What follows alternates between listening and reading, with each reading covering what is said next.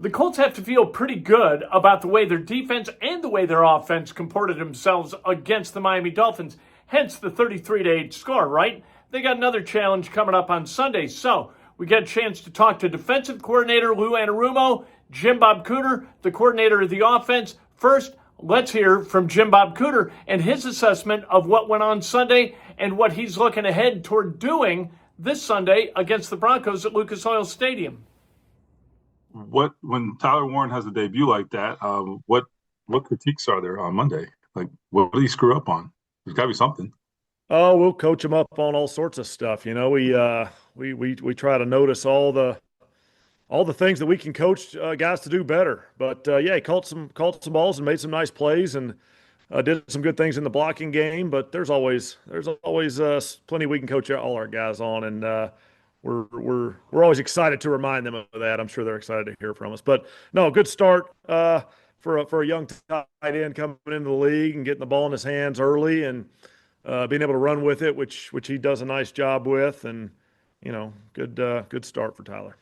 Much of, I mean, you saw it in camp and preseason, but I mean, is there any sort of like confirmation when you see it in the regular season when they're scheming and all those kinds of things? Well, I think it's just good. You know, we talk about this sometimes with running backs. When you carry the ball for real and the guys are out there flying around to tackle you, it's a little bit different than practice sometimes where you just get tagged off. You're able to find out a little bit more about those open field running type situations. And, you know, are you going to make a few more yards or a few less yards this way, that way, all that good stuff. And he had a couple nice ones there, which he had shown in college was a real strength of his. So good to see that. Good to see that carry over. Thanks. Joel? What makes Denver's defense such a challenge? Yeah, they're very, very good defense. Very, very good defense. Starts with the personnel, like all of us in this league, right? You know, when your side of the ball or your unit or your whole team is good, it starts with the players, right? They got really, really good players across the board, all three levels, sort of front guys, linebackers, secondary. Some of those guys are some of the top players in the league, and they're really, really deep with good players. So it starts there. They got good players. They play really hard. Vance has done a really nice job with his scheme over the years of putting his guys in a position to have success, and he looks to do that in different ways with different sort of guys. And obviously, it's a new year from last year, but they're carrying over a lot of the same guys from last year. But I'm sure, got some new tricks up his sleeve. It's a top level defense. It'll be a great challenge for us. We're excited about it. James? Jim Bob, when we talked to Shane, he was saying that Daniels has the liberty and opportunities to check plays and change things. He did that a couple times in the season opener. What is it about a quarterback when you have one that can make you right? Even if you might not draw it up that way or call it that way or whatever, how much does that help in offense, and how can you continue to build those puzzle pieces when a guy like that is thinking at that level?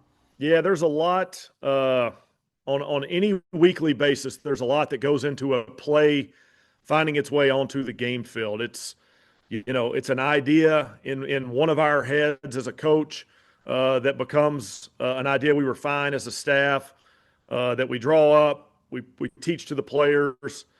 Sometimes the players have notes. Sometimes the quarterback will have a note on an initial thought process of a play, and things have changed right there many times over the years. You go run it at practice, you go walk through it. You know, you do all that stuff throughout the whole week. There's a whole lot of time where you take a play and you have a chance to upgrade it or get rid of a weakness in it, or maybe just make it a little more comfortable for that particular quarterback or for any of your guys. We try to do that as we go through our whole game plan each week. But having a quarterback that, you know, is really, really locked in on the details of all that stuff and able to sort of have and share his opinion. And obviously with you know, Daniel's played a lot of ball. He's seen a lot of things, and he's aware of problems he might think we need to fix or opportunities he thinks we can go attack. Those are things that happen during the week. And then, you know, when you have smart, heady players, and we're lucky to have a bunch of them at a bunch of different spots, they have ideas on game day too. It might be a certain corners playing a certain technique on a route. It may be something going on with the front with a D-line movement type of situation or whatever. There are there are discussions had on the sideline where a play can either get changed or a play can get drawn up out of scratch because, shoot, that is a good idea. Let's go do it. We'll figure out how to do it, and then we go do that thing. And the more heady players in this league are always looking for an opportunity to go run a good football play versus a good look. And when they see those opportunities, they communicate them. And we're trying to do our best as a coaching staff to be open to that communication and put them in a good spot to go succeed. Bob, Yeah, Jim Bob, as an offensive coach, what makes Lou Anarumo's defense so challenging, and how often have you guys faced each other previous to this? Yeah, Lou challenges you in a lot of different ways with a lot of different looks and sort of adjustments that can be needed by an offense facing those looks. You're looking at several different fronts. You're looking at several different coverage structures. Those guys are pretty aggressive in both those ways. So, you're not always able to go out and just sort of run your plays and go execute your stuff. You might have a route that isn't very good versus tight press coverage, and here's Lou Anarumo calling tight press coverage, or there might be a run play you really like versus a certain front, and you did not expect to get a front, and Lou throws that front at you. Those guys are Lou's been very versatile throughout his career attacking offenses. We always talk offensively about attacking the defense. I think Lou has his tricks up his sleeve as well. We faced off a few times, and we all for many years have respected Coach Lou's defense and sort of respected the headaches that he creates. Thanks. JJ. Hey, Jim Bob, the versatility within the weapons in this offense, like how does that allow you and Shane to maybe access certain things based on what the defense is doing from a personnel and scheme standpoint? Yeah, I think it's really good for an offense to have. Obviously, we have 5 eligible, receivers on any given pass play. I think it's really good when all 5 of those guys are real threats, and when they can do different things well.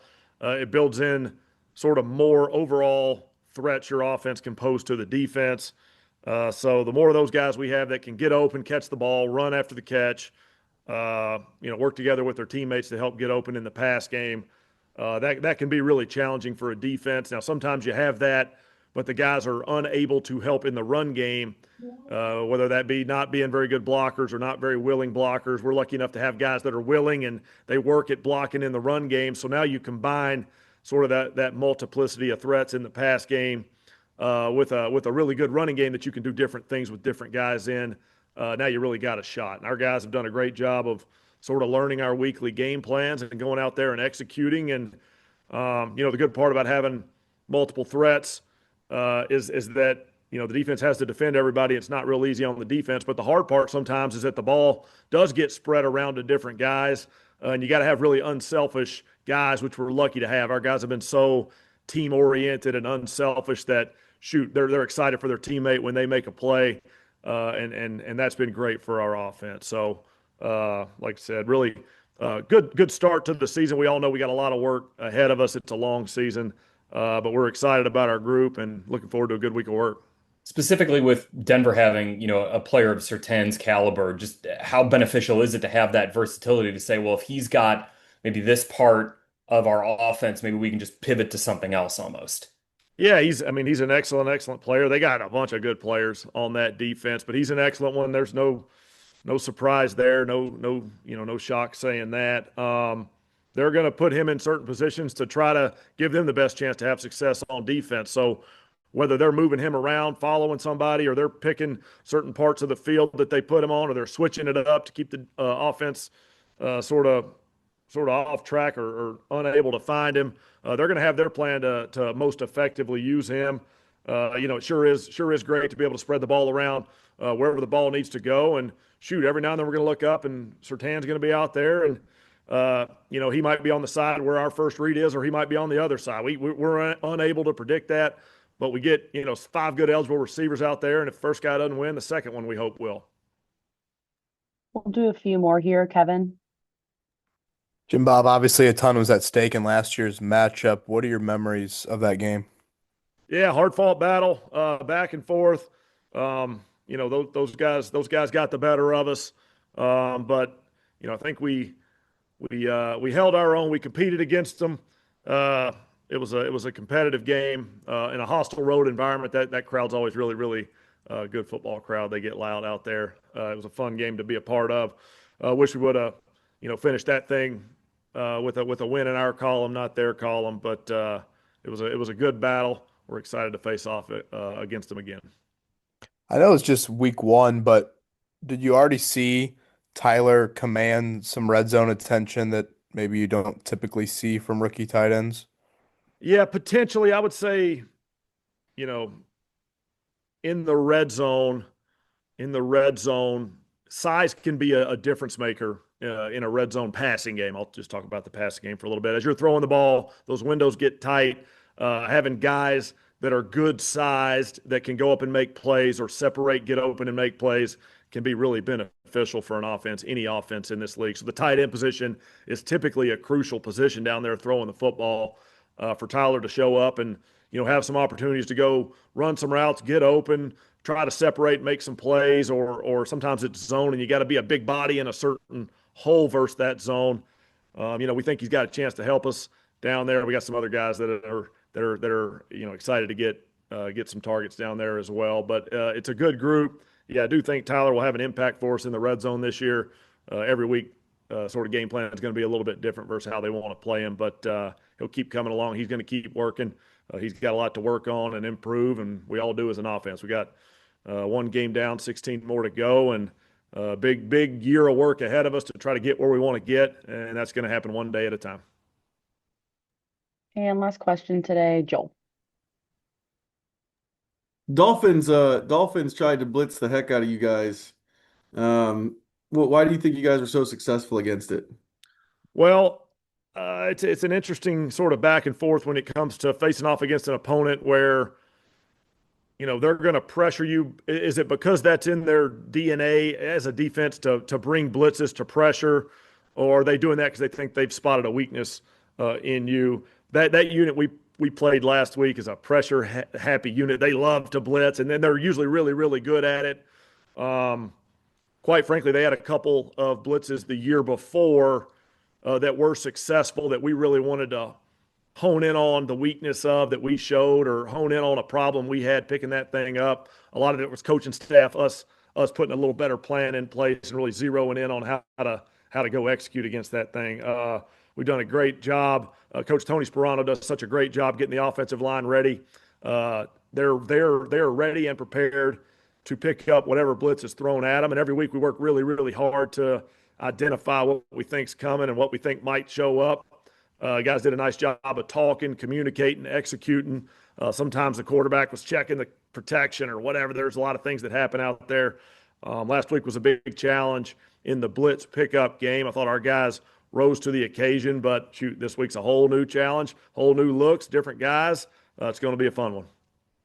That's Jim Bob Cooter, and it always strikes me as so important and so key to the life of a coach to be able to move on.